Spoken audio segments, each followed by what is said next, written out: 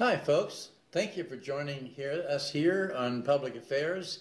In this particular edition of Public Affairs, we're talking to the mayor of Marion, Mr. Scott Schertzer. And by the way, excuse me, I am your host. My name is John Peterson. We have some interesting subject here to discuss with you today. Thank you again for joining us. Mr. Mayor, we are here in May of 2018. The last time, a month ago, when we were discussing this, we were talking about snow. We are now knee-deep into summer. It's interesting that a lot of things can change in a month. So here we are, looking toward the end of May, and this reminds us that we've got some public service announcements here. Perhaps on how is the Memorial Day coming on a Monday, or the day that we usually set aside. How is the Memorial Day weekend going to affect City Hall?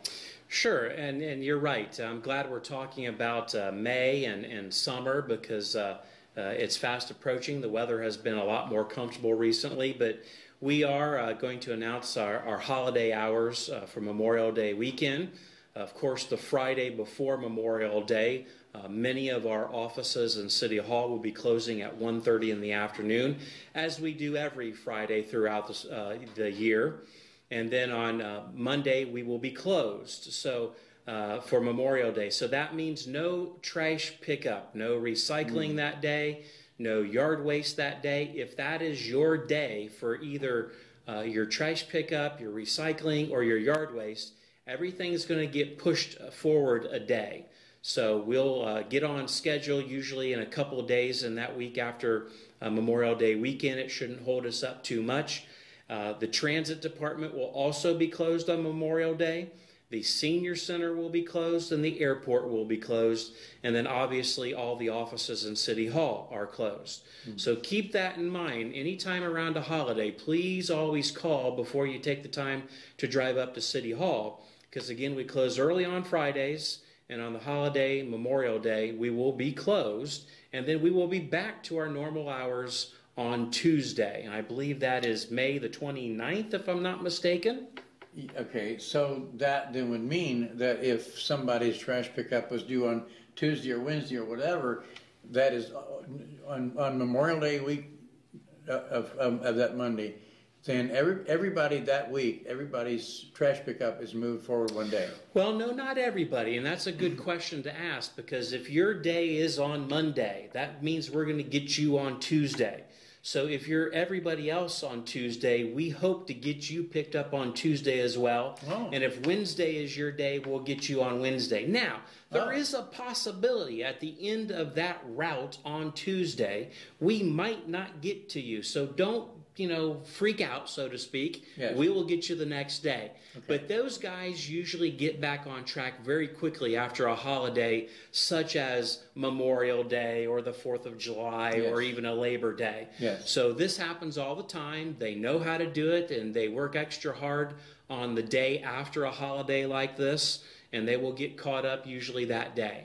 Very good. Very good. And just a final point, you mentioned that the actual hours on the Friday before are not different than they always are. It's just that they're also the same on that Friday. Correct. Those are the 1:30 closures for many of our offices. Now, the transit's still open, the senior center, the airport's open on Friday before this Memorial Day holiday. Right. But many of the City Hall offices will close at 1:30. And then, of course, over that holiday weekend, our essential services like police and fire and the wastewater treatment plant will be fully operational, as they have to be operational 24/7, 365. Yes. So, next topic here, I'm certain that there are people watching here and listening to us that know somebody that needs a job. So the city, there's the municipal job opportunities out of City Hall fairly regularly, and I'm assuming there may be some more new opportunities that we haven't noticed, I haven't mentioned.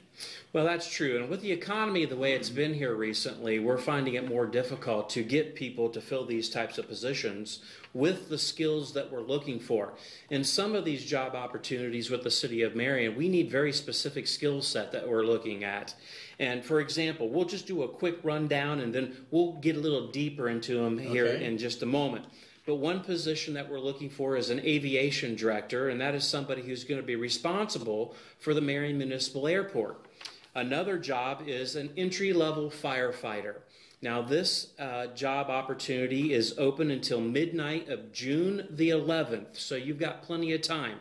You should come to the table with some experiences in the fire service, such as having a paramedic, gone through fire school, or something of that nature.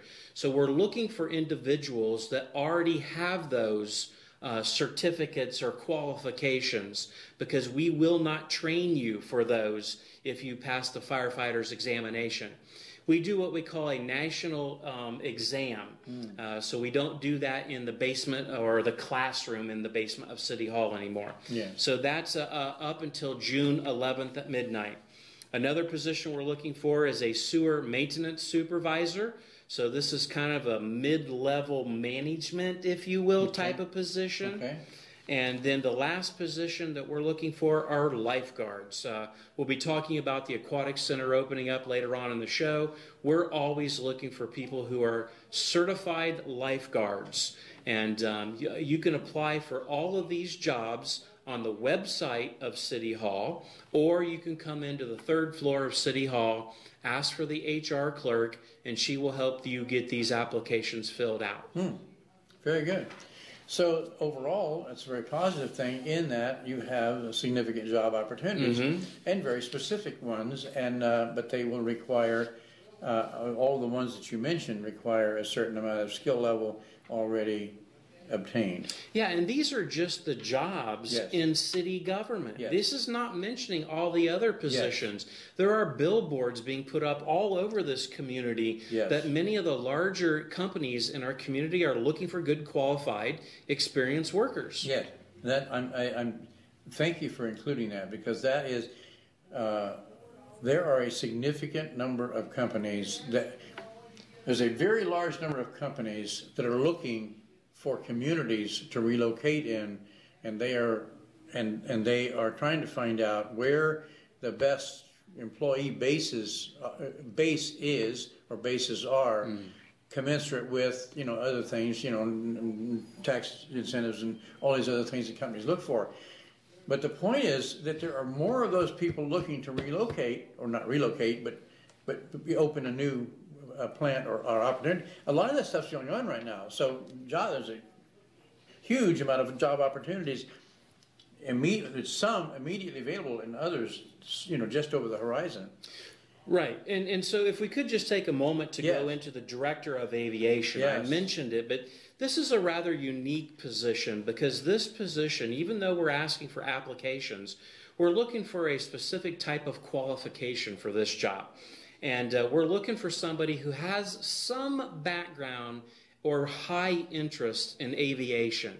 You're going to be working a lot with the Federal Aviation Administration, because that is the federal agency that kind of oversees airports in the state of Ohio and across the country.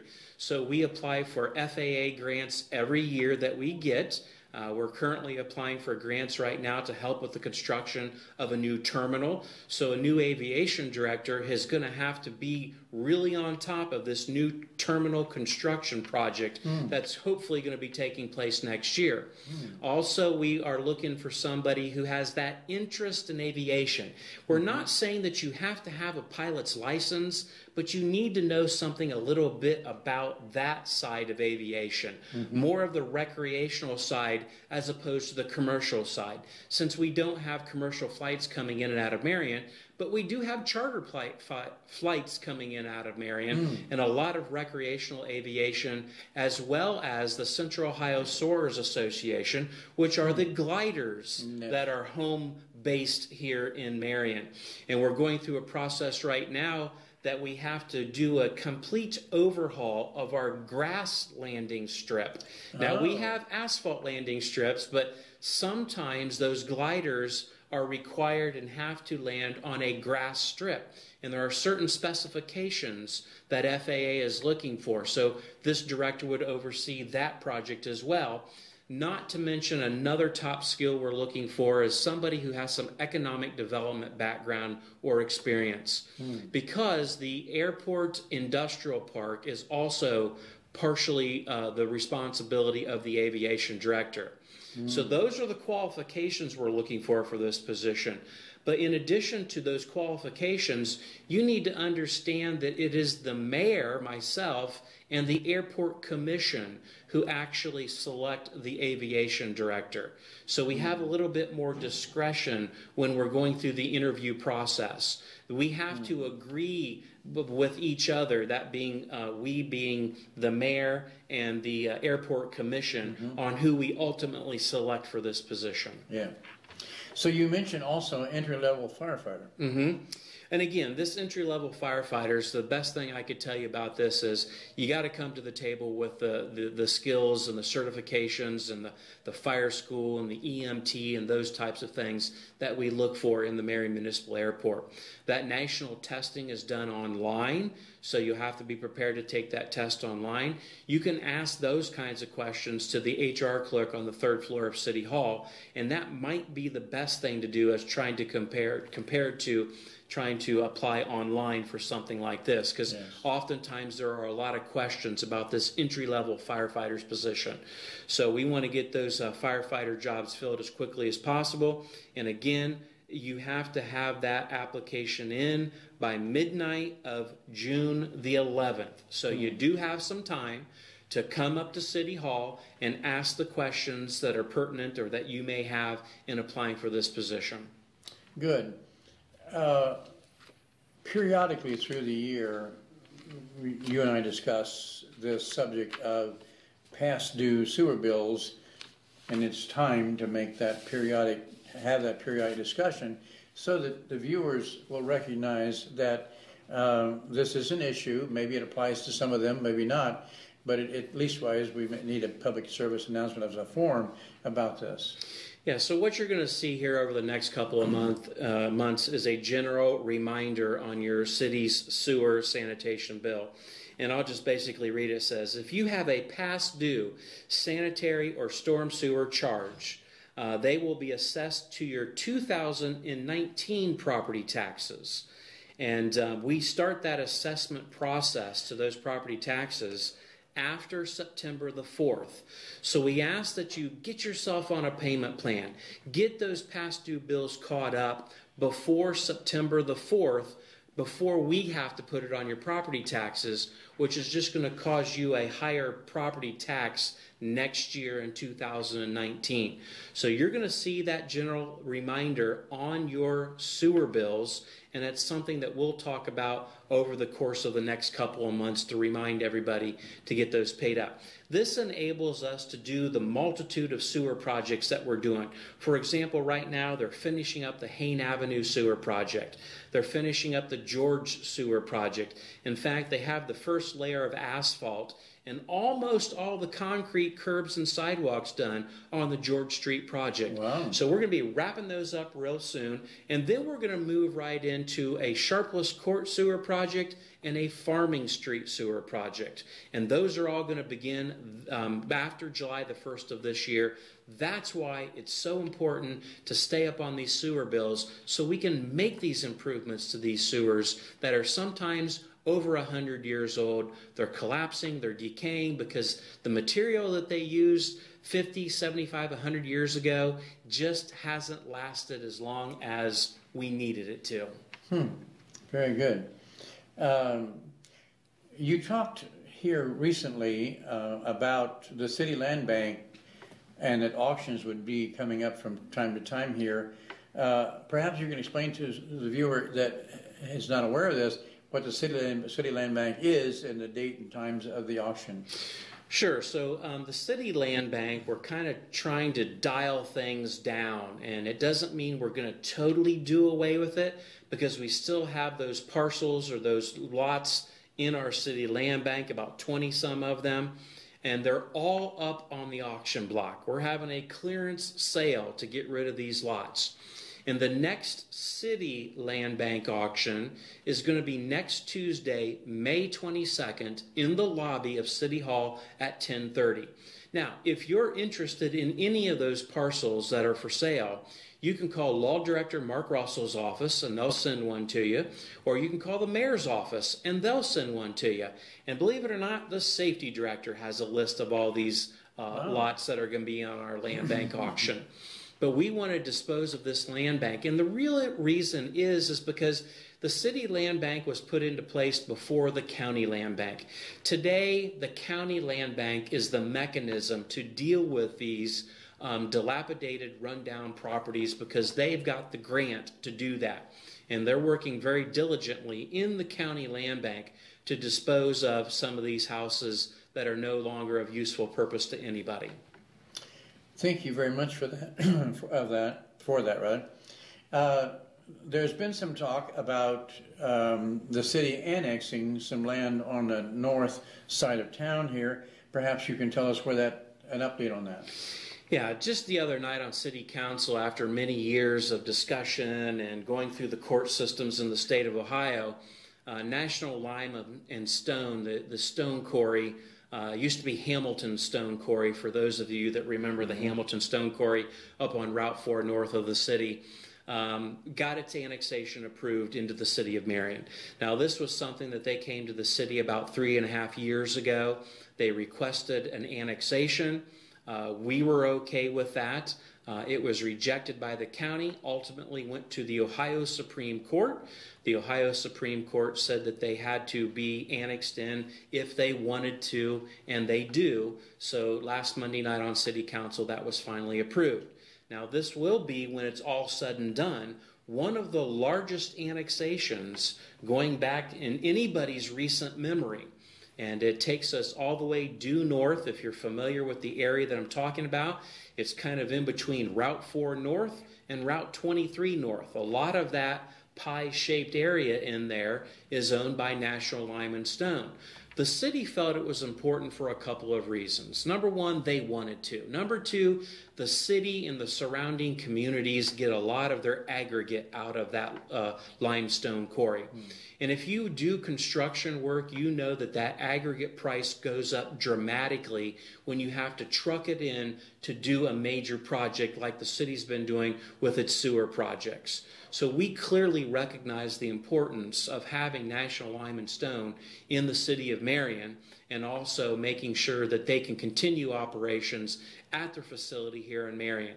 Now, they own multiple stone quarries all over the state of Ohio, but this is the one that's the closest to the Marion area and in this part of the state. So it's a very important piece of natural resources for construction for the aggregate that is produced in National Lime and Stone.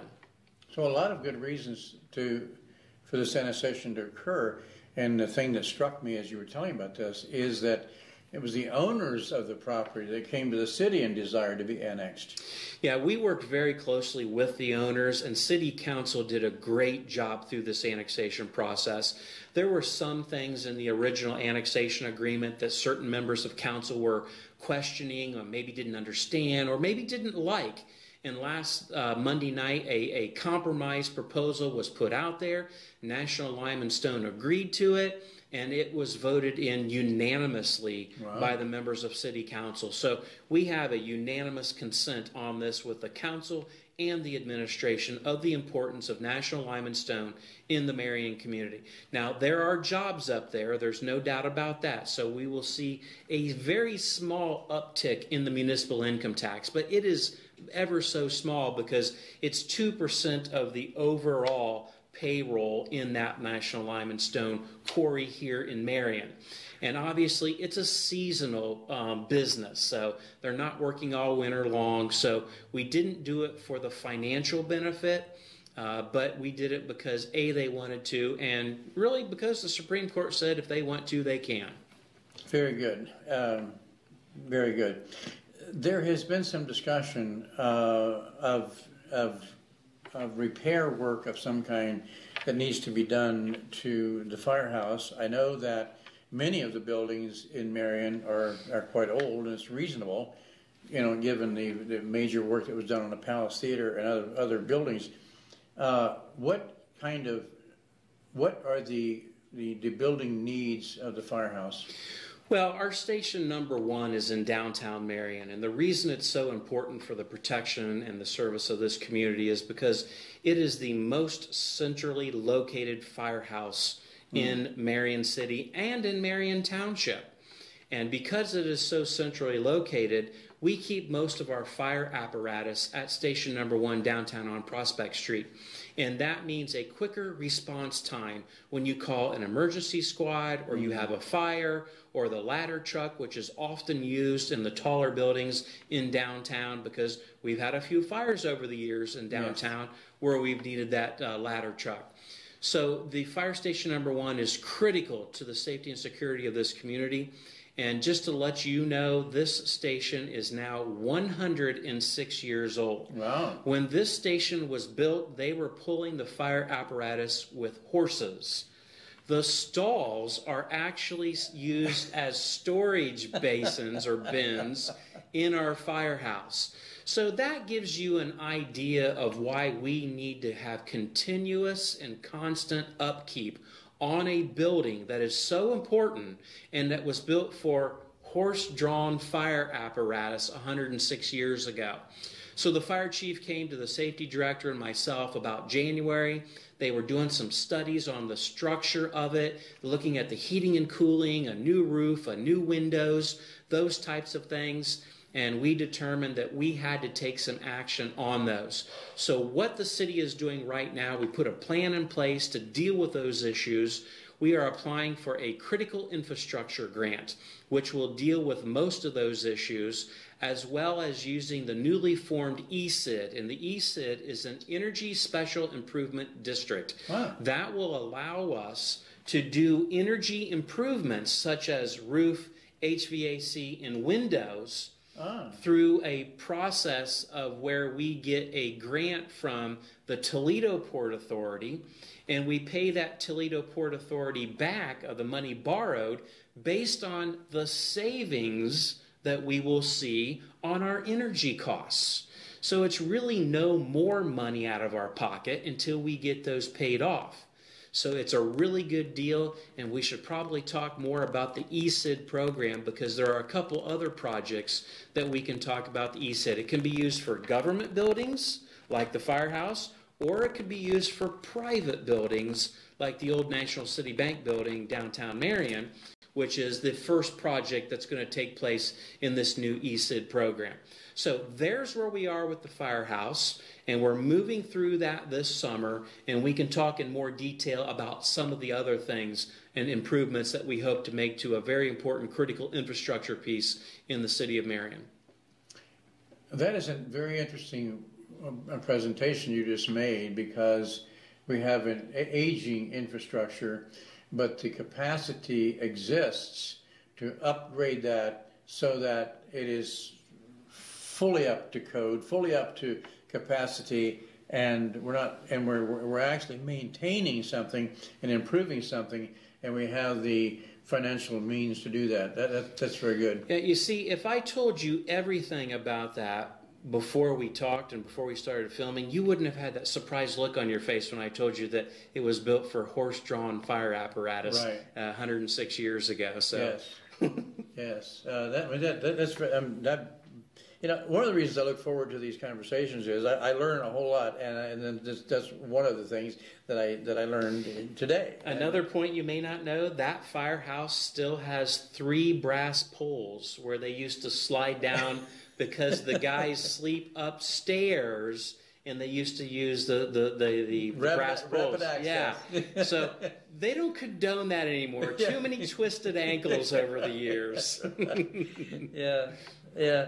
Well, here we are. We mentioned this earlier about here we are in deep into May, as we say, We're looking forward to things. We've already talked about the Memorial Day, but we also have not talked about, not in any depth at least wise, the opening of the Aquatic Center. We've talked about, some people, by the way, and I know people that live within walking distance of our home, somebody didn't tell them that, your grass is growing. It needs to be mowed. So sometimes it's helpful to have a reminder about stuff like that. But anyhow, so we're in transition from spring to summer, and a lot of things are going to be happening. Well, that's right. And with the warmer weather and the periodic rains that we've been getting, the grass is growing like wildfire, and you have to mow it at least twice a week. So I would just ask you to please, please, please mow your grass.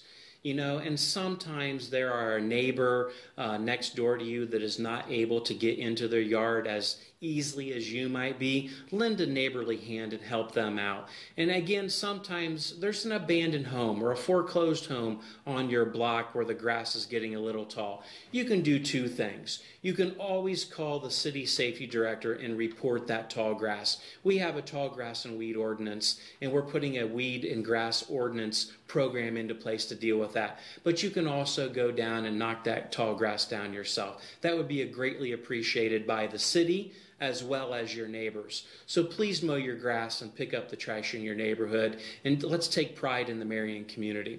Another thing is the pool is going to be opening up on Memorial Day weekend.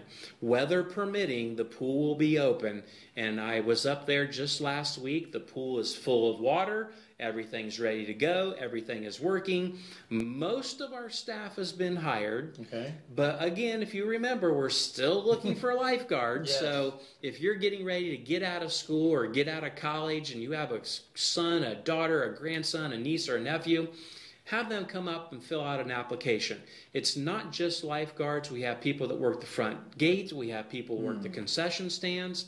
We have all those positions filled, and many of those positions are filled by 16 to 21-year-olds. Oh. That seems to be the average age of the employees at the Marion Aquatic Center. And we're looking for good employees. I don't know how many hours you'll get. You'll have to talk to the pool manager about that, but we're looking for good people to work at the Aquatic Center. And you have to be a people person because there's lots of people at the pool. Yes. And also not to mention that school is going to be out very soon. So let's be careful of the school children that are going to be in our city parks, riding bikes on the street, and be all over the city with the school lunch programs that are going to be taking place. Yes. So I know, for example, the Marion City Schools last day, I believe, is next Wednesday, and then some of the other schools get out after Memorial Day weekend. So that's a lot going on in Marion, and be safe out there. Yeah. This mentioning about mowing the lawns brings to my mind, as a closing remark here, that my neighbor and I work very, very closely together, and sometimes when he's out of town, I'm always grass. When I cannot mow mine, he mows mine. Just neighbors helping neighbors is a marvelous opportunity to benefit the community. There's no doubt about it, and we can all do better for our community, and we appreciate those that lend a helping hand in our community. Yes, and thank you, folks, for tuning in here and joining us in this conversation here. Again, I'm your host. My name is John Peterson. We are glad to have been able to have brought this information to you. Thank you again for joining in.